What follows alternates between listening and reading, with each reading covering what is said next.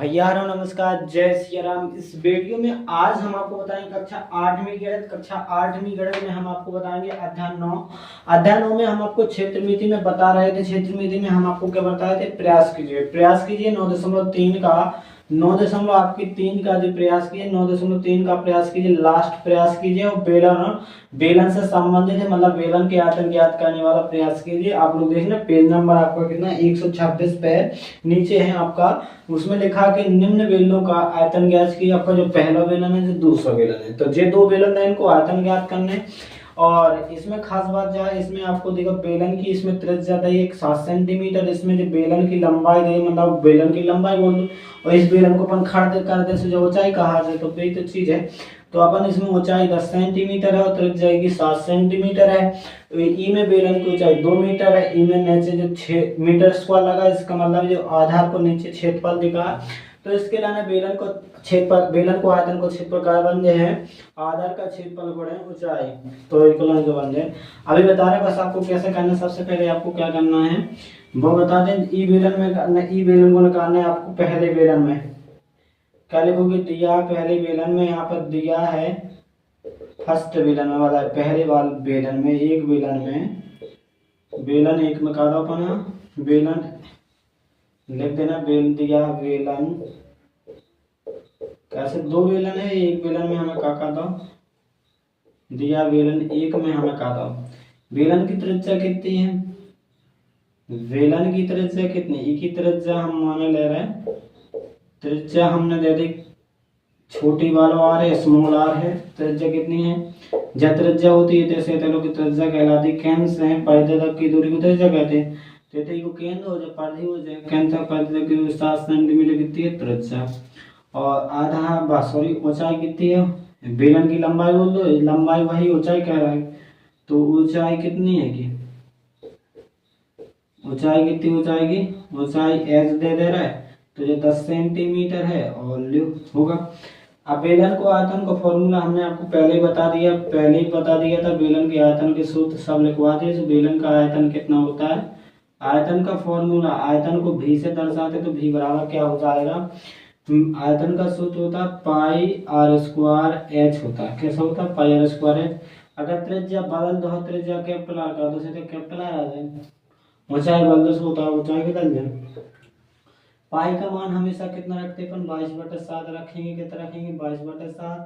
पाई का मान इसमें कहा तो गया नहीं कि पाई कितना रखो, सिर्फ दिया गया पाई कितना 22/7 रखेंगे। त्रिज्या अपनी कितनी है 7 है, 7 पे कितनी लगेगी घात 2, और ऊंचाई कितनी है 10 सेंटीमीटर। गुणा लगा दो, 22 को गुणा करो हम, तो 22/7। त्रिज्या कितनी 7 की घात 2 लगी, तो ये दोहरा दो, मतलब 2 बार लिख दो। जितनी घात लगी उतनी बार लिख देने हम। 7 पे घात 2 लगी तो 2 से 7 है लिख दो, गुणा में 7 10 लिखो जाए को तई। और 7 से जी 7 काट दे तो बचो तुम्हारा 22 गुणे क्या बचे 7 गुणे 10। इनका गुणा करवा दो, तुम्हारा आंसर आ जाए। ठीक है, तो इनको गुणा करवा दो, फिर आपको आंसर आ जाए कितना जाए, भी बराबर आयतन आ जाए। 22 सत्य कितना हो जाएगा 154। 22 सत्य कितना हो जाएगा 154। 154 गुणा 10, 10 का गुणा कर दोगे तुम्हारे कितना हो जाएंगे 1540। कितना हो जाएगा 1540। आयतन है, आयतन का में रहता है घन में, मतलब क्यू लगा देना, घात कितनी लगाना है सेंटीमीटर 3। और इसी को बोलते हैं घन सेंटीमीटर बोल दो, या घन 1540 घन सेंटीमीटर पढ़ दो, या सेंटीमीटर क्यू बोल दो। तो ये तुम्हारे बेलन का आयतन निकल आया।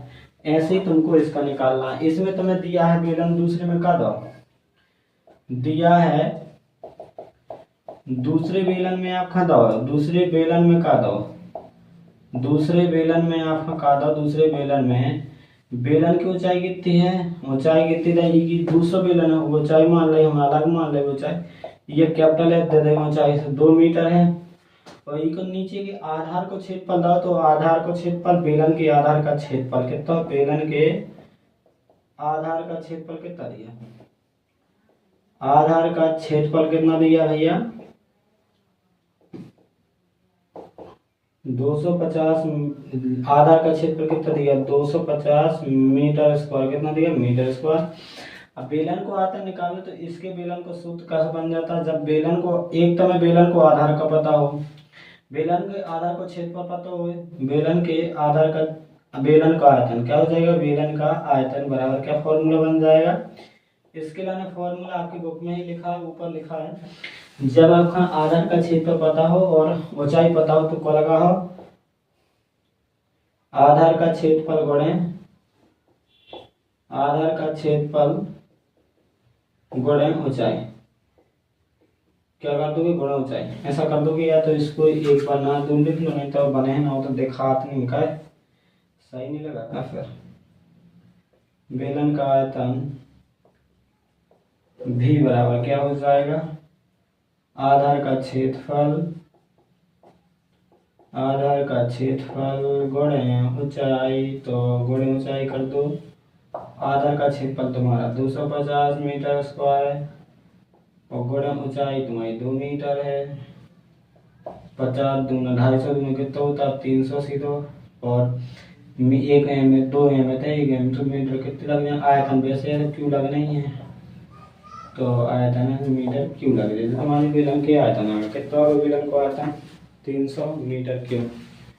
तो ये तुम्हारे बेलन के आयतन आ गया। और दोस्तों मिलते हैं नेक्स्ट वीडियो में, आपको अगले वीडियो में हम आपको प्रश्न वाले क्वेश्चन करवाएंगे। और मिलते हैं दोस्तों नेक्स्ट वीडियो में। जय श्री राम, धन्यवाद।